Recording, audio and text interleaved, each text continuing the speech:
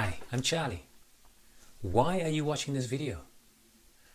I think that you might be interested in learning about modal verbs of probability, but I'm not sure. I'm guessing. In this session, let's look at modal verbs of probability, also known as modals of deduction, speculation, or certainty. Hi, I'm Charlie. Welcome to Organic English. I'm here to help you become more fluent in English. Today we're going to look at modal verbs of probability. So we use modal verbs of probability when we want to express that we are not totally sure about something. We are, in effect, making a guess. Now, I put a link to a transcript in the description below, and I also put a link to a quick quiz that you can take so you can test your understanding after you've seen the video. I've also made other videos about modal verbs in other situations, and I'll link to them up here and in the description below. First, we're going to do a quick overview of modal verbs. What are modal verbs? How and why do we use them? Then we're going to focus in on modal verbs of probability. We'll look at plenty of examples, we'll look at how to use them and why we use them. We'll look at a couple of pronunciation points. Okay, so let's do it. Now, modal verbs are auxiliary or helper verbs. They're used alongside a main verb to change the meaning of that main verb very slightly. Here's an example to illustrate. I swim every day. I can swim every day. The first example is a simple fact. It's a statement. The speaker swims every day. The second example uses the modal verb can. And notice how the meaning changes slightly. The speaker does not swim every day.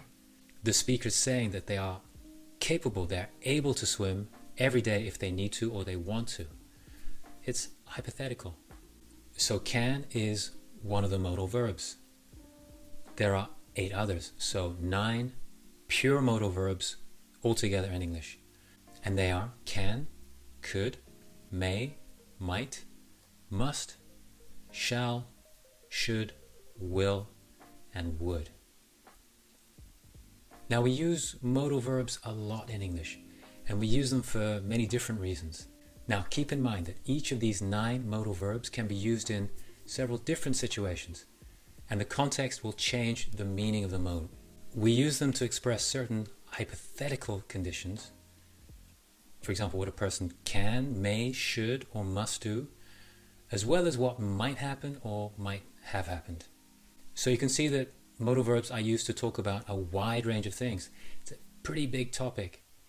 I don't think it'll be effective to talk about all of them, so today we are just going to talk about modals of probability. These can also be called modals of deduction, speculation, or certainty. Basically, we use them to talk about how likely or unlikely something is. Or to put it another way, we use them to guess and make deductions about what is happening now or what has happened using the information that we have. And depending on the information available, we might be more or less certain that our conclusion is true.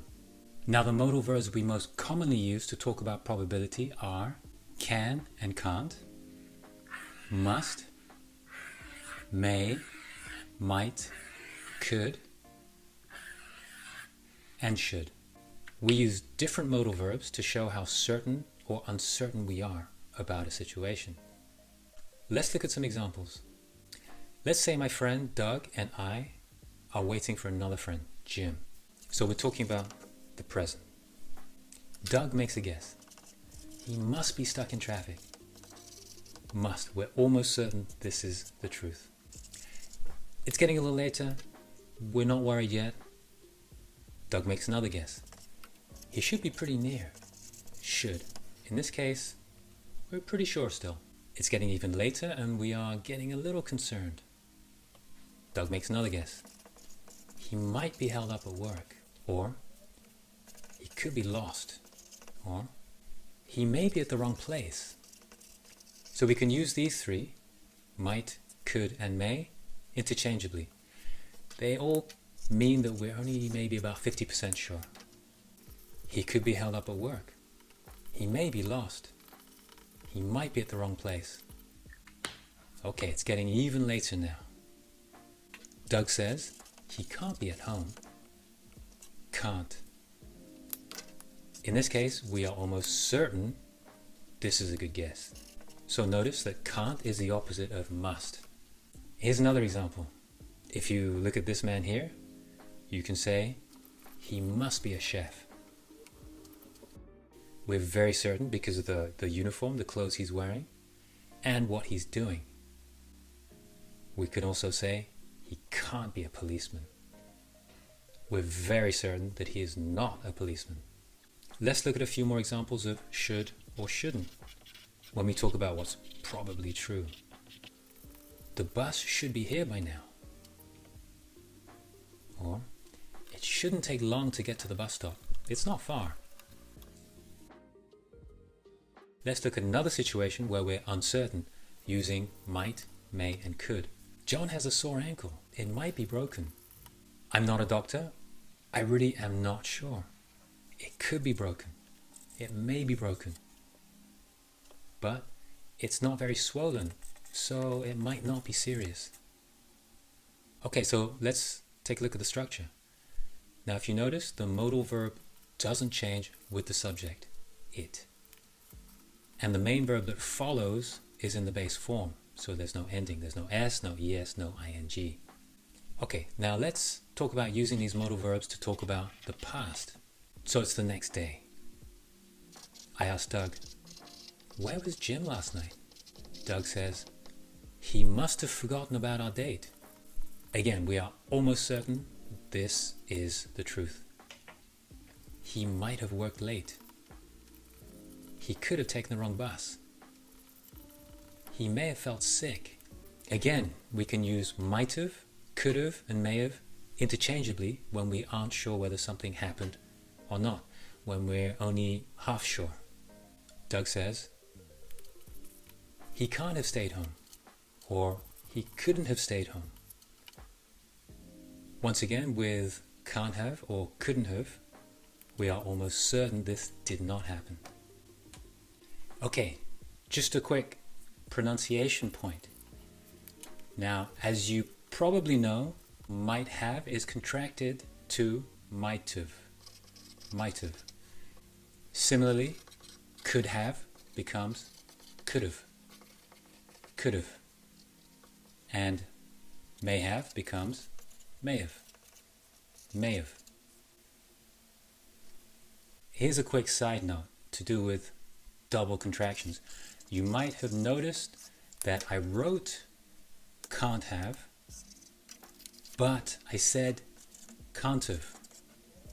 Can't have. That's because it's okay to use the double contraction when you're speaking, can't have, but you cannot use it in writing. Similarly with could not have. I can say couldn't have, but I cannot use it when I'm writing. Okay, let's look at the form. Let's look at the structure. It's modal plus have and the past participle of the main verb. Let's take a look at a few more examples. He just disappeared. Aliens must have taken him. Must have. They might have taken him to another planet. They may have taken him to another planet. They could have taken him to another planet. It can't have been aliens. They don't exist. Or, it couldn't have been aliens. They don't exist. Okay, great work. Now, I hope this helps you get a better understanding of modal verbs of probability. Don't forget, you can also go to www.organicenglish.club, where there's plenty of other material to help you become more fluent in English. I've put a link to a transcript in the description below. I've also put a link to a short quiz so you can test your knowledge. Thank you very much for watching. Now go out and practice your modal verbs of probability.